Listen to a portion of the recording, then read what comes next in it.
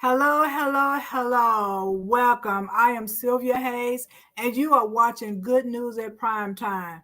As you know, we are in the mode of celebrating Kings and his dream. Yesterday was his the anniversary, well, not the anniversary, but the celebration of Martin Luther King. So we're going to keep on doing that today as well. So as you know, he had a lot of dreams, and there are a lot of people coming behind him with dreams and want to do big things.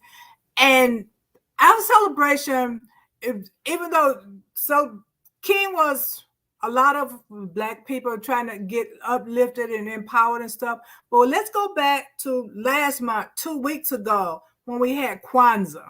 Okay. Kwanzaa is also a black celebration where we're trying to uplift and empower the black people.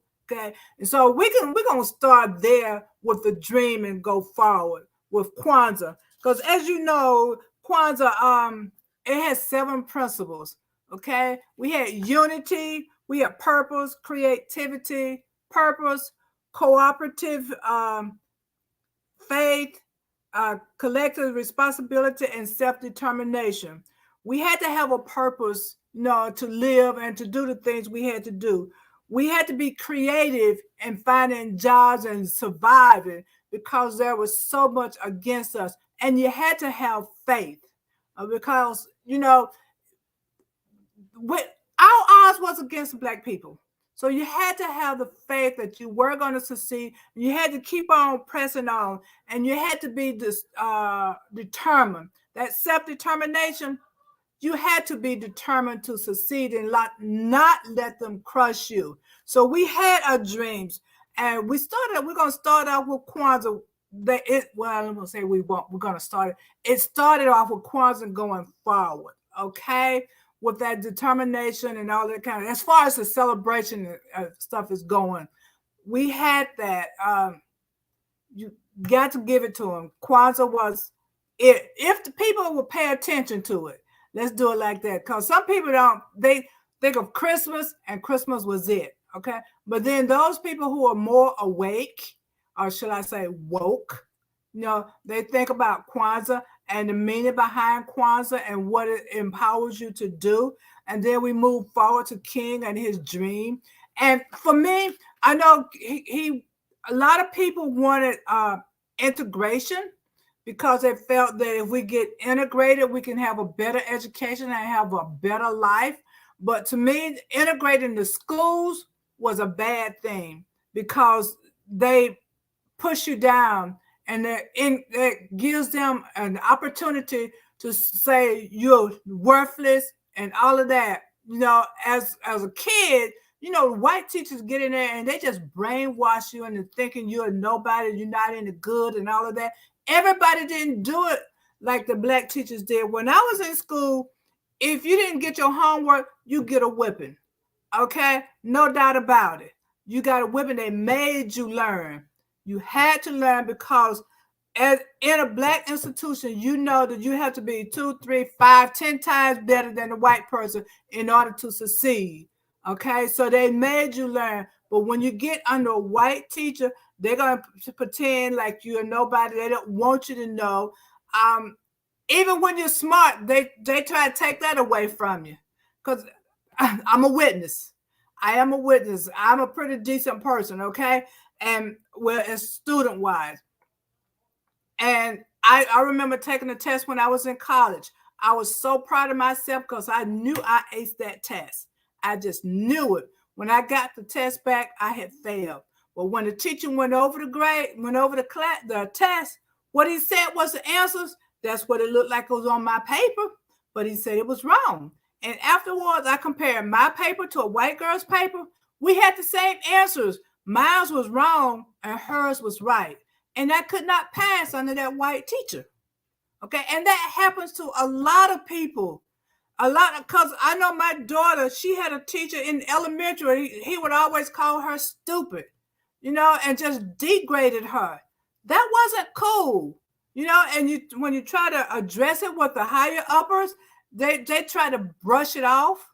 I had one lady who actually quit school she was a teacher. She quit teaching school because she couldn't deal with the way they were treating the white kids versus the black kids, because they got better preference and they were just treated wrong. So you have to be strong, you have to be determined, and you have to have faith, and you have to focus.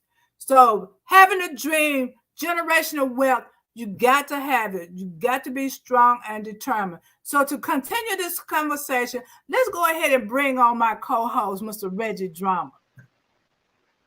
Hey, Reggie, how are you doing this evening? Hey, what's up there, Miss Sylvia? I'm doing great. How you doing? Welcome to. I had to make sure I got the word dream in there. Yeah. Dream what you want to do. Part of holding up our own end, but let's keep the dream alive. Let's build our own dreams. You said a lot of things when you brought up Kwanzaa.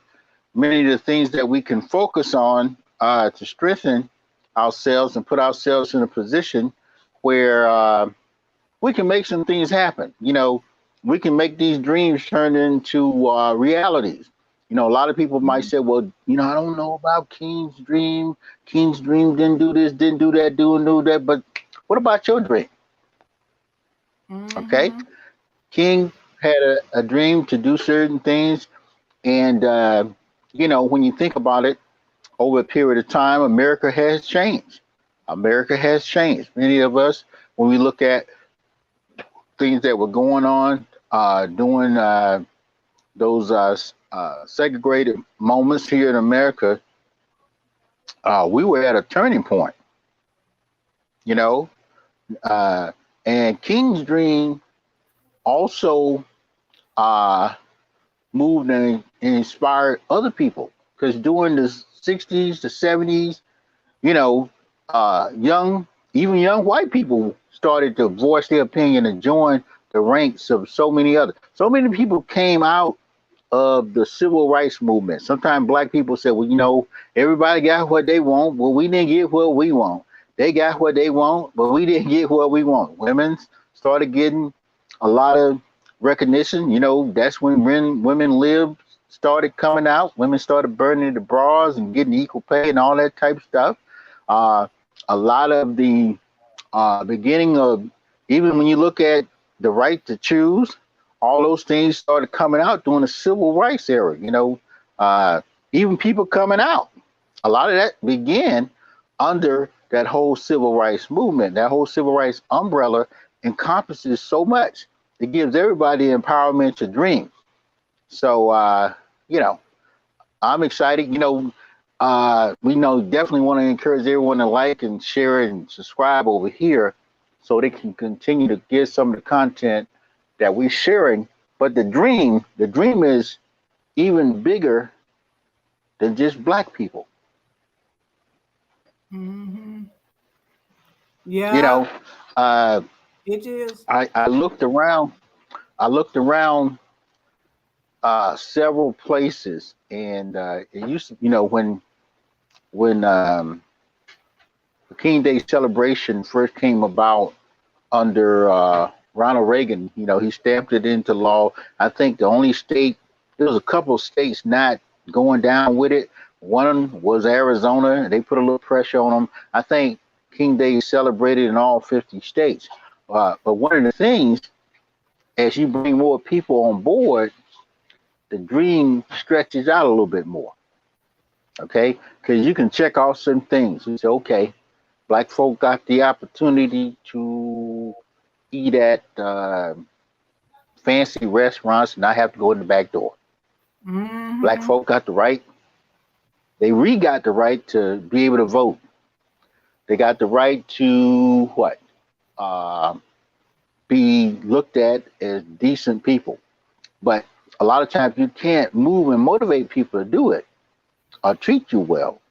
However, people's hearts started to change in America.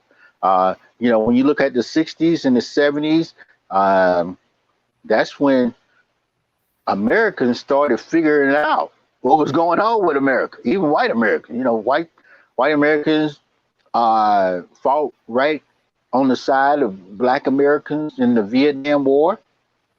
They lost loved ones and all that type stuff, and especially poor whites. They saw that they were at a disadvantage, even though black folk were looked at as second-class citizens. You know, from the Civil War all the way through Jim Crow and all this type stuff. Uh, Black folk uh, and poor white people started to look at stuff a little bit different. You know what I'm saying? They said we almost in the same boat. You know, y'all ain't too far up the chain. You know, they didn't get none of the American dream. They didn't get the apple pie. You know, all that type stuff. But they always figured that they were just a little bit higher than the black people. But when during the 60s and the 70s, as younger people came on board and they started seeing some things that affected them, and even today, you look at people starting to look at stuff and they're saying to themselves, if we don't team up or tighten up, this country will run right over you. Yep, yeah, it will. And you know, when you mentioned it, the dream is not just for black folks, but yeah, Hispanic people too. The dreamers, you know, a lot of them are being hindered from succeeding, you know, because they feel like they're taking the jobs from Americans, or is it just white people that they feel like they're taking the jobs from? One of them, and they're not, because a lot of the jobs they have is agricultural jobs. You know, how many people want to do Yeah. agricultural jobs? You know, they don't want to. So if the foreigners come here and do the agricultural jobs, you should be grateful because you're eating. You know, if it wasn't for them, we wouldn't have the food that we have because they harvested it. So for them, it's a dream. They have a job. They're here in America. They could get money and send it back to help their family. So it's a dream. But then there are people who don't want them to be working. And a lot of the dreamers, you know, a lot of the Hispanic people, I guess you could say the foreigners, when they're working here, a lot of them, they're paying Social Security, but they don't get it back because they're not Americans. You know, they're paying the taxes. Do they get that back Right. when they file the taxes? You know, so they should be Right. grateful that Well, people are here that's working. You want to say something? yeah. Well, yeah, you got to look at the hypocrisy of America. You know, see, even before we started looking at fake news, one of the things that America did so well is such a good, and I love America, but America is a great propaganda machine. It's one of the best propaganda machines on the planet. It creates things to move and motivate people to do certain things. It created an environment that moved and motivated poor whites, even during slavery, to think that black folk were getting their jobs. Think about this, just for 1 second. You said that these folk, not slaves, not getting paid. They living in the barns, but there was they created a mindset that the slaves were getting something that poor whites weren't getting. You know, because poor whites would say, you know, at least at night the slave got somewhere to go to cover his head. But me and my family, we ain't got nothing. Fast forward today, even when you look at whether it be Hispanics or Haitians or anybody coming into the country, all the people out of one side of the mouth, they said, we don't want them. We don't want no immigrants. But guess what? They got them for their maids. They got them for their lawn care people. They got them for their construction people. And they exploited them. They took money out of them, of their pay, you know, all kind of things. So fast forward, the banner has expanded and included so many people. You look at LGBT and different people being discriminated against, all that's under the umbrella of civil rights, which is nothing but human rights. But as black people, we have to be clear to voice what we want. Sometimes we feel that everybody's got on the bandwagon because I was recently at a celebration and brother said, man, there's more white people here than black folk. Now, my side of my mind was saying, that's good. that they embraced the holiday. They was doing it, what they call it, a day of service. You know, you saw white people everywhere, planting gardens, putting trees out, all kind of stuff. Well, the brother that I was with, they had even had uh, runs and walks, 5K runs and different things. Well, my conversation with the brother was, I said, well, brother, uh, we don't want to have something just, we want to make King Day just ours. In his mind, he didn't want nobody else to celebrate King Day.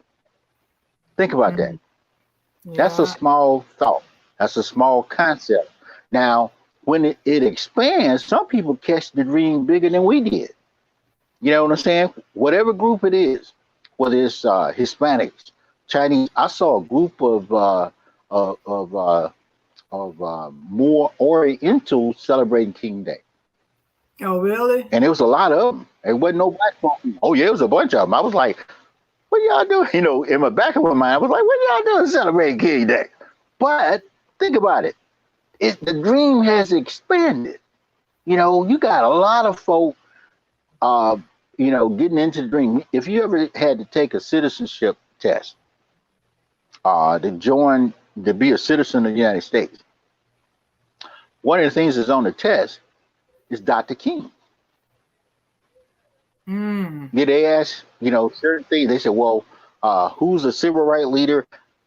And Dr. King, I think on the citizenship test to be a citizen of the United States of America, the only black man that's mentioned on that test is, guess who? Martin Luther Dr. King. King. So Hmm. when you think about it, people coming into this country, they see Dr. King in the same mannerism that we might see George Washington or some forefathers, because they see King as a catalyst to move black folk forward. So they gravitate to that. You see what I'm saying? Now, Yeah. here as black folk, we have to ask, because sometimes we say, man, we lost out. Okay? Because everybody getting everything but us. Mm-hmm. They don't have to sit or go to the back door. We done did that homework. They don't have to boycott buses. We did that. They don't have to stand in line and, I think the only time the Hispanic people had to come out was when they was deporting, a lot of Hispanic people. Okay, but most Mm-hmm. groups are already under the umbrella of civil rights. Now, Yeah. as black people, And we I have to don't ask know if any ourselves, of them being redlined neither. The Hispanics, well, do some you of them know if any have. of them? Some have? Yes, well, Okay. yes, well, and I tell you, just like we figured out ways to navigate through this system. One of the things I found about different Hispanic people, for instance, American greed overrides racism. Let me say that again. American greed overrides racism. Somebody might say there was a family, and it was about 8 of them. All of them had been working, and the realtor, everybody did this. They took a big lump of money. They doggone near paid a third of the house off. You know how they say a down payment, you need maybe 5% or something 5%. like Yeah. that down. Yeah. Okay. Well, this Hispanic family, they made them put down almost 30% on a house. Mm. Well, that's discrimination, but they wanted. But look, what happened? It was so many of them that came in there until whatever that dollar amount was. Just say on a 200, $100,000 house, they had to put down about 40 grand. Dang. That's a lot of money, but that's Yes, it greed is. because they said, well, if they're gonna move in the neighborhood, we're gonna make them pay. Okay, and that's what Mm. has happened. A lot of people still get discriminated. We don't see all the little nuances that people are still doing against all races of people. Yeah. When you look at civil rights and even us, I remember. I met two Hispanic brothers, and they were doing construction work. This is discrimination, no unions, nothing. Uh, a guy took them to work and worked them for 3 whole months and left them in Alabama. What? Didn't pay him nothing. Didn't pay him a dime. Told him, I hope I mean, this stuff happens all the time. Now, He did the Hispanics like because that? of civil rights. Oh yeah. He took them out and they did some construction work. And he took them down to maybe Birmingham, Huntsville, or somewhere like that. Just worked them and didn't even bring them back. See, a lot of times when you see people at these Home Depots and different places, they ain't got no way back. They got to figure out a way to survive. Now, that means they'll work and do a whole lot of things that other people won't do because you got to make a decision whether sleep in the parking lot of Walmart or Home Depot or get enough money doing day labor. Day labor is just like day labor is similar to what black folk did, what they call sharecropping. Mm-hmm. Where they paid you and you had to stay on the land. They didn't pay you; you just had a place to stay. Well, a lot of stuff is happening now. Now, sometimes we pit ourselves against each other, but when you open up the door and start looking at what other people are going through, and I think that's one of the things that the dream does. The dream has been expanded. It's more than just trying to get us black folk in the front door. We in the front door, okay? Even when it comes down to voting rights, we're voting. When it comes down They still to trying to stop you ownership, from it, though. they're trying to stop that. Well, that's what I said. This machine is constantly rolling. It's constantly pushing people to either lose something. One thing Ronald Reagan said: freedom ain't free. If you got a right, by the time you get it, somebody else pushing, so you can't keep it. Even when it comes to older people, look what King did, expanding things like Social Security and Medicare. All that comes out of civil rights, because older people, and these guys got mamas and daddies, but they could care less if they had enough money to retire on. They'll take that Social Security check from grandmama, big mama, and put them in the po house. So the dream has been expanded to include so many more people. Yeah. And we have a lot of dreams. I know I was watching a video one time, and this guy was saying that black people are angry and jealous of white people because they have generational wealth and they don't. For him to say something like that really angered me, because I'm going, how can you actually accept that and say that? How do you think you got that generational wealth? Free labor, black people. Black people work for you to have this generational wealth. And then you would cheat them out of their money, when they're working for you. The sharecroppers, you cheated them. You got all of this wealth off the black people. And then you're gonna say that black people are jealous? No, they're not jealous. How can you be jealous? That angered me for him to say something like that. We're not jealous. We just want a fair share. We want to be have the opportunity to make our own wealth and not you take it from us, because they do it all the time. Yeah. Even if a black person have a business and is striving, white people want to come in and buy it. They want to take that from it. If you have a product and it's doing real well, they want control of that. They're always trying to find a way to have this generational wealth. And some of the black people are crazy enough to let them buy it. Say, oh, they're giving me a lot of money, but they're going to make more money than they bought. Yeah. So that generational wealth. When you look at the black family, just so So what now? You look at there's a black family that was giving back their land. This recently, they were giving back their land.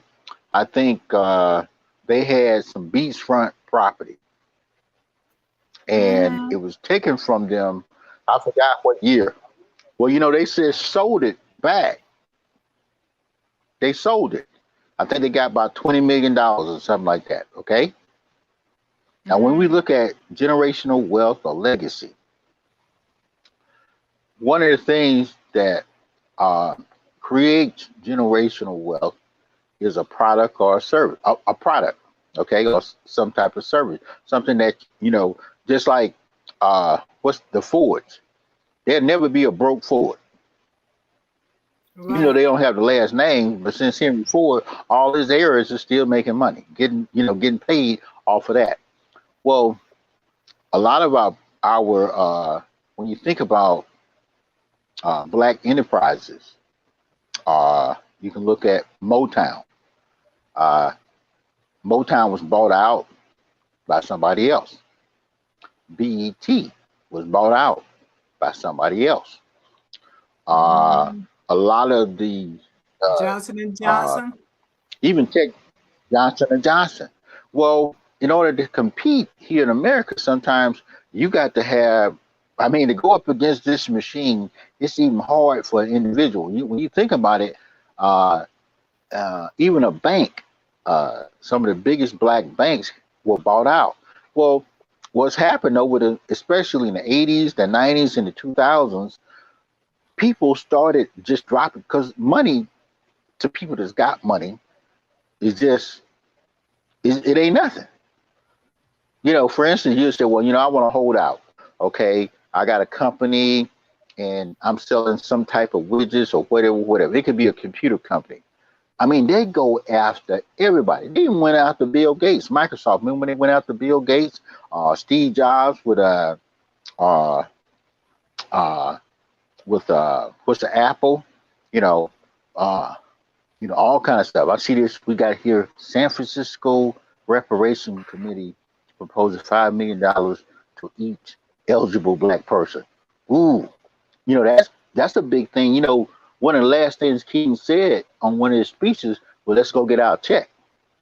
Now they don't play that Mm-hmm. speech that much, you know, Yeah. you know, uh, but that would be nice if but look again how to put that money into the hands of black people, and what will black people do with that money? When we think about generational wealth, even if you got some money and you might not know what to do with it to keep it and maintain it for the next 10, 50, 100 years, but things going to change. uh, you look at if we got reparation checks, or if you had a business, just like those folk that sold their thanks for that clip there, Miss Adrian. Those folk that sold their island back. Okay, now you got to ask yourself, to the $20 million, they got 20 million. I think it was like $20 million. Mm. Now, to develop that property would take a lot. You know what I'm saying? Yeah. Because you got to have. I mean, even it can be done, but somebody's got to bring. You can have a beach and make it a beach, but somebody's got to build hotels there. Somebody's got to build the infrastructure there.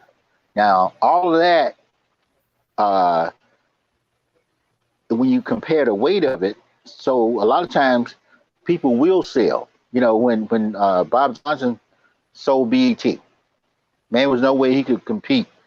They was telling you every time you went to BET, comedians didn't get a check. There's so many people work for free. He wasn't able to pay people. You Mm. know what I'm saying? Yeah. Now when I think ABC or Disney bought him. Now, but it put him in a position. I think later he was able to buy a piece of the what's that? The North Carolina basketball team. See what happens, and this is where individual black money starts to mean something.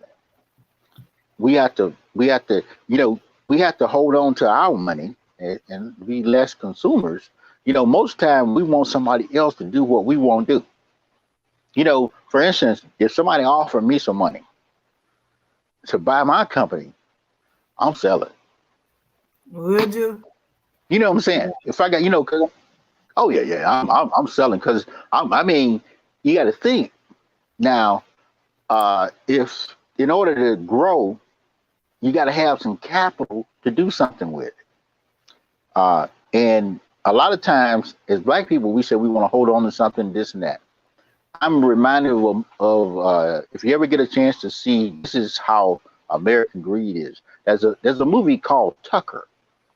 Tucker, after world, this is a white guy too. Tucker had a lot of patents, a whole lot of stuff. This is, you can see how America did him. Now, after World War II, see, they didn't build cars for about almost 3 to 4 years. No new cars came out. Wait, who was this that didn't build Okay, cars? the country, America, they couldn't build cars. They didn't build cars for about 3 years. Okay. When World War II, because Okay. every piece of steel was used to make tanks, bombers, and all this stuff. So they didn't build cars for like 2 to 3 years. Okay. Okay. General Motors was building ships. Ford was building ships, airplanes, and stuff like that. So after World War II, they wanted a new car. But this guy named Tucker came out with a car. This car had safe seat belts and all this stuff. But the big people, back then, you had General Motors, always been a big hitter, and Ford. Mhm. Now they squashed this guy. They killed his ability to generate have a company. So if you look at how America would play ball, they do that with anybody. When you get some money or you start rising up, banks look at you and look at the guy with Bitcoin. Even though he cheated a lot of people, it was going to be long before somebody took a piece of the pie that he created. That's capitalism. Yeah. But we can create legacy for ourselves. I think everybody should have a home. If you want to create some type of legacy, however you get one, get a house. Hook or crook, get a house. Get one. Mhm. Find a way. If we just did that and Yeah. kept that house and passed that house down to the next generation, right there, you just went up a step. Okay, even poor white people know how to do it. I've seen people take a trailer. Now I didn't know there was no money in trailer parks, Mhm. but you can go to Tennessee. People will sell that trailer to their, will wheel that trailer to their next generation. So that means they're not paying all that money for apartments. See, a lot of the money that we have is being paid out to things that don't bring us no return. That's the second piece when we look at civil rights, the economic piece. See, as a people, we weren't really, now we starting to do it, okay, but we in position to create an economic windfall for our family. I didn't Yeah. do it till later. I'm thinking as I got older because I wanted stuff. I wanted to get stuff and all this type of stuff. But just imagine if you could start early and you Yeah. could discipline yourself, your family. And they are Black family. Well, when you're younger, Oh, you think about yourself. You don't think about generational wealth. But when you get older, that's when you mhm. started thinking about it. What I'm going to leave for my kids. Shoot, as a young person, you don't even think about life insurance. Why should I get life insurance for somebody to fight over? Ooh. Stuff like that. But Well, then that when you was the get second. older, you start thinking about, I want to leave this for somebody. Then you start thinking Mhm. about it when you get older. With houses, a lot of people buy houses when they get older versus them being younger because they see the benefit of it when they get older. But then Yeah. too, Well, when you're trying to buy a house, a lot of times you have unfair prices, unequal equity in these houses. One house might for if a black person go to sell the house, they may get a low ball number. If a white person sell the house, they get a high ball number. So it's unequal right there. And then you got the redlining that's still going on. They may say it's not, but there are some places they still don't want you there. You know, black person move in the area yeah. and they get Well, harassed and everything else. So it's still hard for you to have that dream, to fulfill the dream. well. Now we have to ask ourselves, why are we pursuing those areas that are like that? Okay. Might Now be, yeah, think it might about be a this. better A area. lot. They like the area rather than, the people. Yeah. Just and you You can know, make an area a great area. You can make a great area a great area. You can take Atlanta. Now, a lot of people, it could be any town, any city. It could be your hometown, my hometown. People leave and go to the big city. They take their economic power and take it out of there. And next thing you know, what happens? The bottom drops out. When the bottom drops out, somebody comes in, scoop it up for less money, and we call it gentrification, but they build it up and the prices go up. We see it all over Atlanta. We see it everywhere. Well, we can do some of the same things. Okay, there are still black people that have done well economically.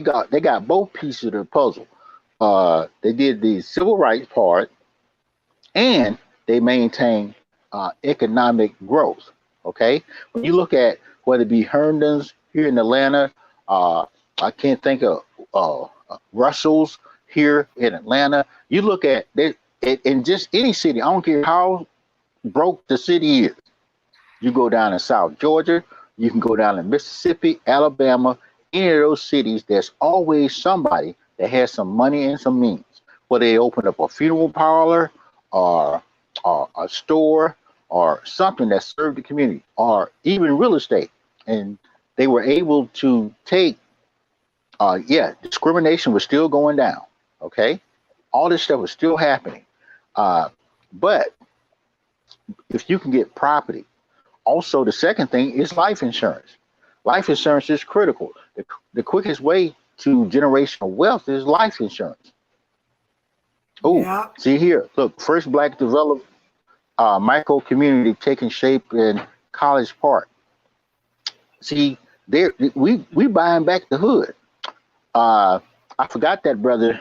Uh, uh, Man, it's a brother, and it's a lot of people that are buying back areas over there. See, this is in College Park, 29 units. See, property is a way and a means to create generational wealth. Okay. it See, is. we can buy this.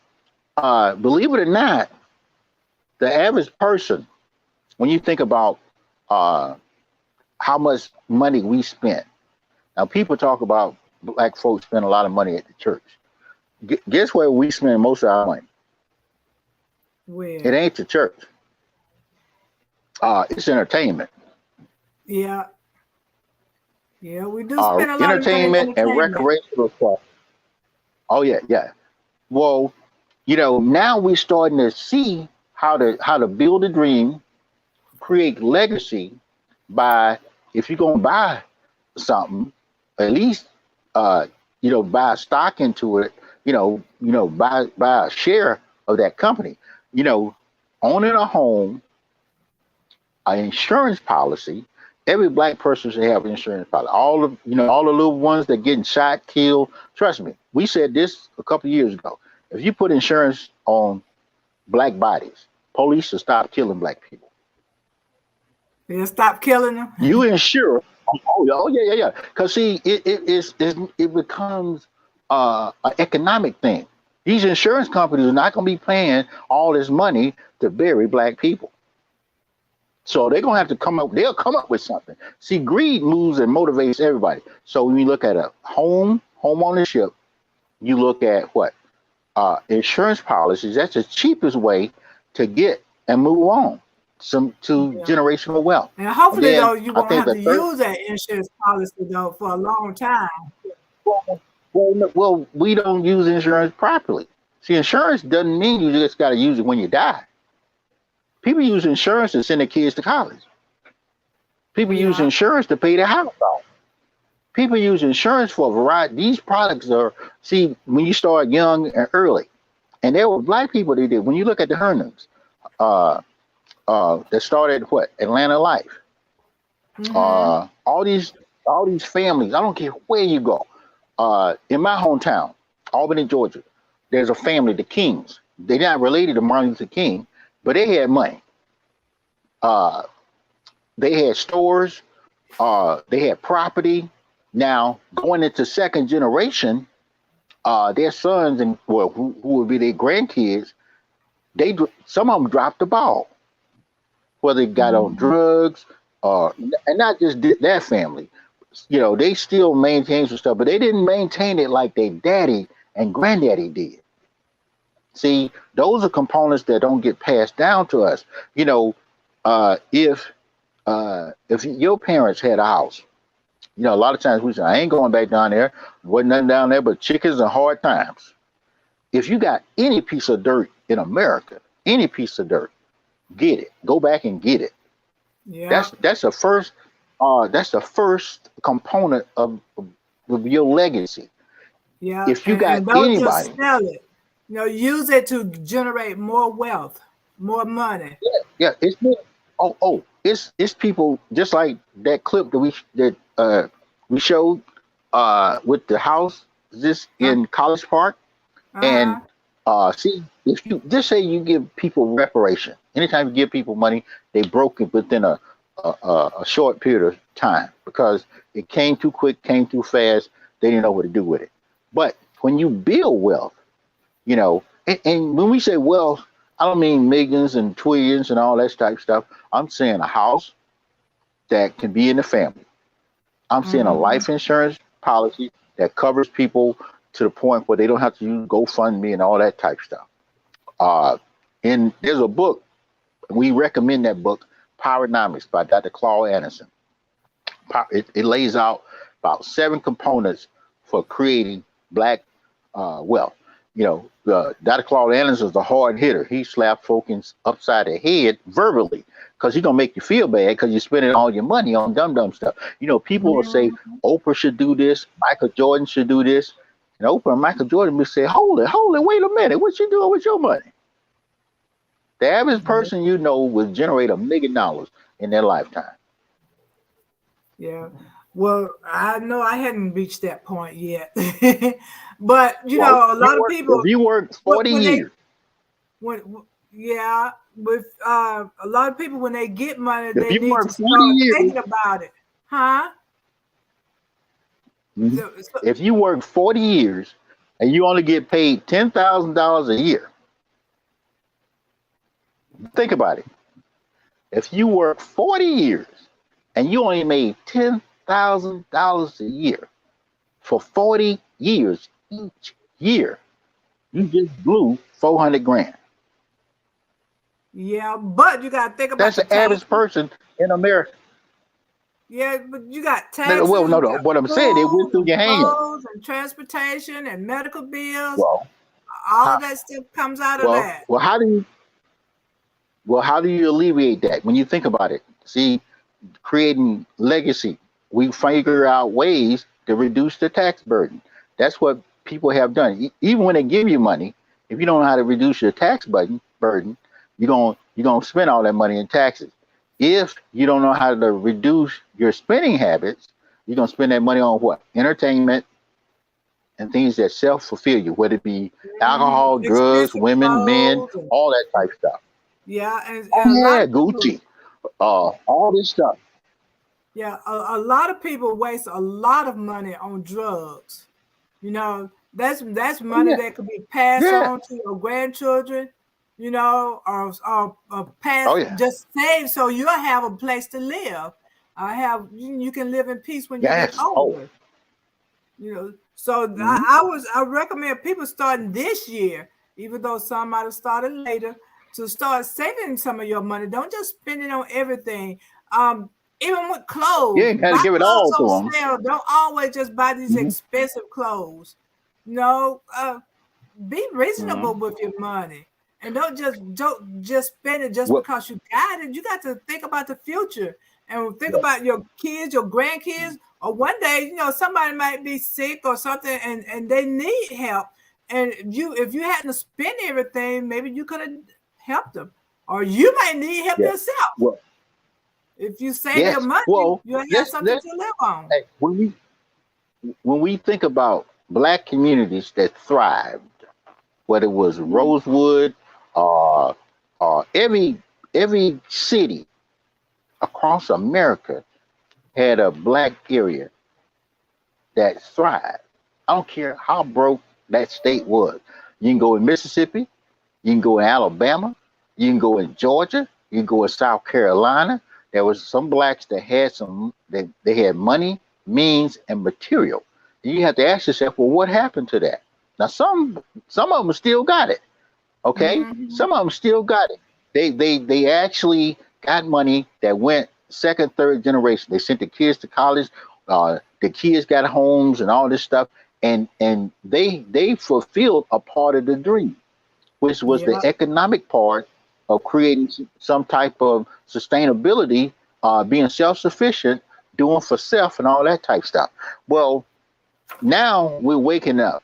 Okay, we say, okay, when you start looking at it, you say, man, you mean to tell me in my lifetime, since in my working age since 20, if I'm 70 years old, I've almost blew $500,000.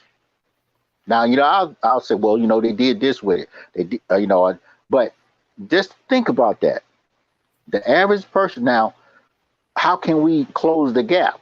And Dr. Claude Anderson releases some of that stuff. What can you do to close that gap? Like I said, with the Hispanic family, it took about 10 of them to put that down payment down. Mm. Now we used to do the same thing back when after World War II, when they first started to give homes to the veterans. Well, black Mm-hmm. folk didn't get that. A lot of black veterans didn't get that money.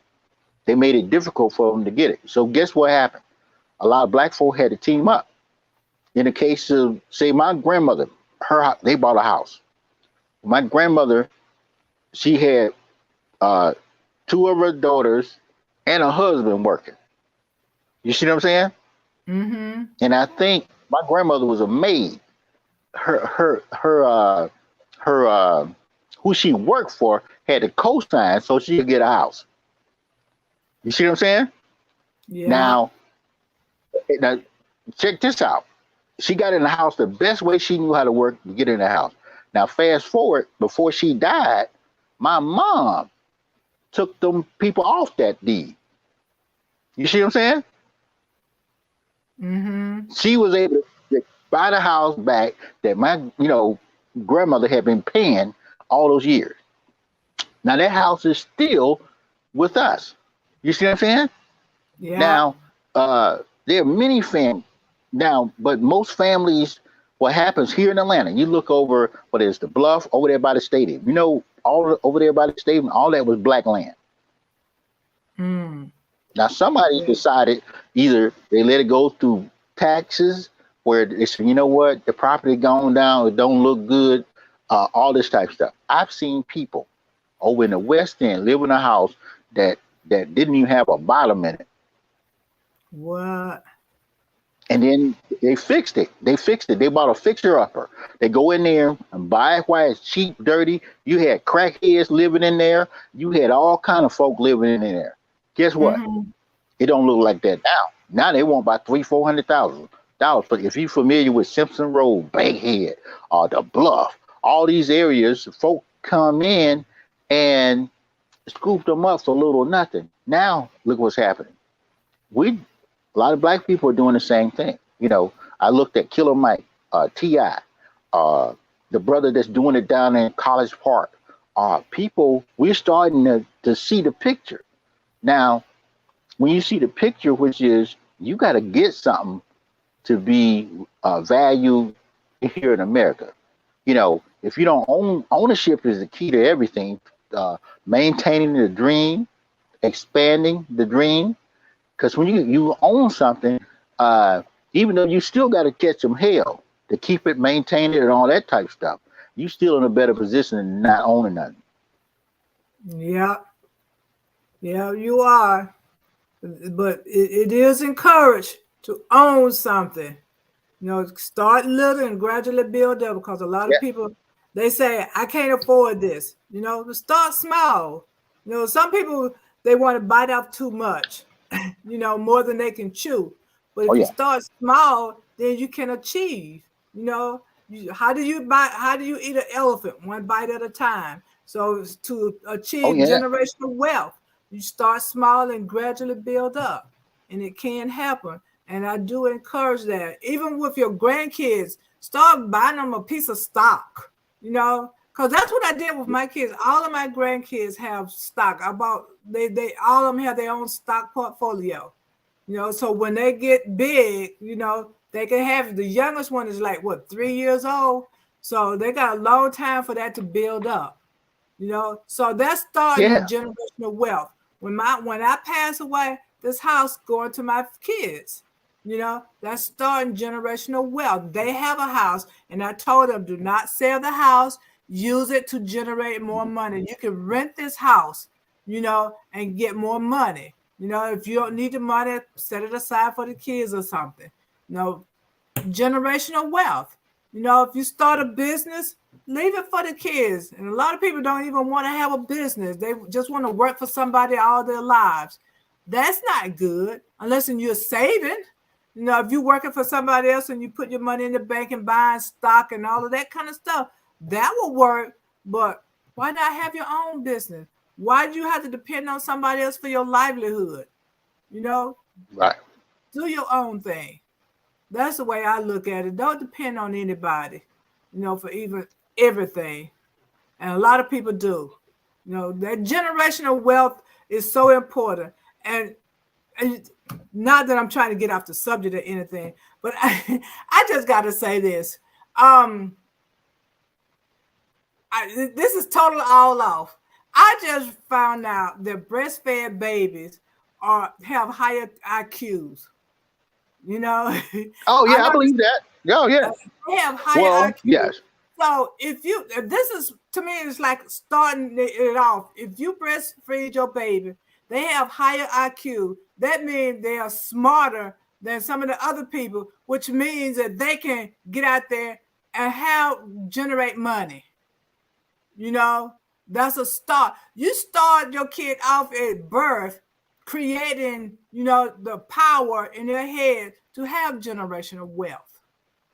That's the way I look at it. Yeah. You starting them off. So if you give them that genius, that higher IQ formula, Okay. they can they can get it. They Well, won't be well, way you know behind. what? They're smart. I, I don't know about IQ, but I wasn't a breastfed baby. My mom was sick for about 3 months, so we had formula milk. But what I'm saying today, you need to breastfeed these babies because a lot, their immune system is not stronger. See, a lot of the stuff that we were getting back in when I was growing up was a lot better. See now, so much synthetic stuff is causing babies to be dumbed down. But you know, I still believe we have a chance to equip ourselves, especially Black people, put ourselves in position because of we got to develop a dream. You can't let that dream just squander away. You got to build on that dream. You got to have conversations with your family members. I mean, just like I'm a drummer. What's the drummer dream? What's the drummer vision? What do you want to see? Where we want to go? And you got to hold each other accountable to do that. And I see more families doing that now, whether it's investing, getting insurance, buying ownership, businesses, all this type of stuff. So we just won't beat ourselves up, slap ourselves upside the head and say we ain't doing nothing. Yeah. The more we do, from individual to collective, which is still collaborative economics, we can build stuff and we can make stuff and we can maintain. And you're gonna need it to compete with everybody else because that's what everybody else doing. When they hit the bricks over here in America, guess what they doing? They teaming up. Mm-hmm. Yeah, and you can teach your kids, teach them how to bake. They could bake cookies and sell to make money. I used the sewing machine when I was in college to make money. So you can start young teaching your kids how to make money and have their own little business. My daughter had she used to buy bags of candy and take it to school and sell it. They were making money. My son, as a kid, he would go around to the apartments and taking out people's garbage. That's a way to make money. You're encouraging them and teaching them to be self-sufficient, to make your own money and not just depend on somebody else. So if that continues to go through the years, they can do it. Yeah, and they won't just be dependent on other folks for money and work, because they know that they can create their own jobs and have their own money. So generational wealth is so important. It is so important. You want to leave that legacy because you want your kids to do better than you did, and you want your grandkids to do even better. So you want that generational wealth. Got to teach them. That's the way I look at it. Just teach them, and they can do it. Make them believe in themselves, and don't tell them they're not worth anything or anything like that, because you're gonna have a lot of negative stuff already thrown at you. So you're gonna have to be the one who throw that positive stuff at them. Say you can do this. Don't listen to them. You're not a dummy. I know you're smarter than that. Even when they do dumb stuff, I know you're smarter. I know you know better. So why are you doing this? I don't want to see this anymore because you can do better. And I know that. I know the greatness in you. Accountability. Yeah. I know the greatness in you. You can do better. I want to see better. I don't want anything less. So we got to create it. Give them that mindset. Sometimes we might have to talk to ourselves, because a lot of people, they have low self-esteem and they don't think they can do it. But once they get out there and get started, I think I can. I think I can. I know I can. I know I can. Yeah. Well, you got to talk yourself into doing stuff, Yes. And I think it's going that way because we've been in a position where we had nothing. You can see what your grandmama had, your granddaddy, all your people, they had less. Okay. My grandmother, I think she stopped school in the 4th grade. Okay. Now, Big Mama always had some money, stuck something in her bosom. When she died, she didn't go to GoFundMe. Big Mama she says, keep the little piece of money, and when I die, go down there to the funeral home and pick me a casket. They kept some stuff. They kept resources. So we have to do the same thing, and that's how we going to get this economic monkey off our back and create family legacy. Right. And keeping up the dream. Yeah, keep up the dream. So our time is up. So I want to say that generational wealth is so important. Don't let anybody talk you out of it. There are a lot of people who want to buy your stuff. They see you want to succeed. And people want to tear you down and take your stuff and sell it when you want to do good. Don't let people take your dreams away from you. Keep the dreams. Okay. And if you see somebody with a dream, help them. Help yourself, help them. Everybody can dream together. Everybody can build together. Generational wealth is not always just what you're doing by yourself. Sometimes it's a generation of people who are creating this wealth. Okay. A generation of people who are just doing it together. Okay. So until next time, keep it together. Keep the dream alive. Always dream. There's always hope. Don't never let anybody talk you down, and don't let yourself talk you down. Okay? Keep the dream alive. Until next time, you are watching Good News at Primetime. This is Sylvia Hayes, and we'll see you next week. Have a good one.